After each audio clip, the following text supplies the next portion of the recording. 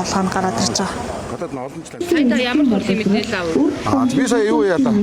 Гадаад 20 жил амьдарч байгаа маа нэг хамаатай байт. Тэгээд тэрг одоо нэг хилээр нэвтрээг 20 жил болж байгаа. Одоо хилийн хориг байна уугүй юу? Одоо энэ ямар нэг хууль зүйн асуудал байна уугүй юу? Тэр шалгуулах гал яалаа л да. Жээ Монгол ороод хог өөрөө л тэрүүгээр нэвтрэх хэрэгтэй ингэн.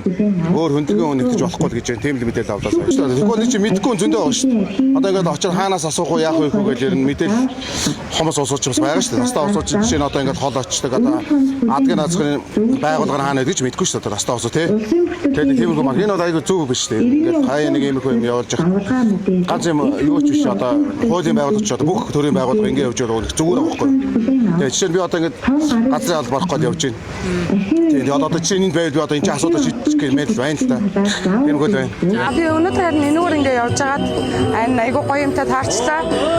Хууль зүйн зөвлөгөө өгж байгаа мэн. Хууль зүйн одоо талаас үйл ажиллагаа бүх үйл ажиллагаанууд явагдаж байгаа мэн. Энд тэнд очиж ингээд орчлоод би айл явган гараас ахуулаад ингээд эрдэнэ үнэлгээ алга болгочоод ингээд ерөөсөө юу ачдахгүй байгаадсан ахгүй захиалаад очоод авъя гэхэд жоох асуудалтай тэгээд ажил гарчаад ингээд ер нь амжихгүй байгаадсан. Тэгсэн чинь сая энэчнээс шууд эрдэнэ үнэлгээ захиалаад газар дээр нь одоо цаг заваа ингээд гарцдаггүйгээр ингээд шууд авчлаа. Явуулаад үүдээс ер нь бол ойч дараа шаардлагатахгүйгээр ер нь бол үйлчлэгээ авчаад айгүй амар юм байна. Ер нь бол тийм тэгээ санагдлаа.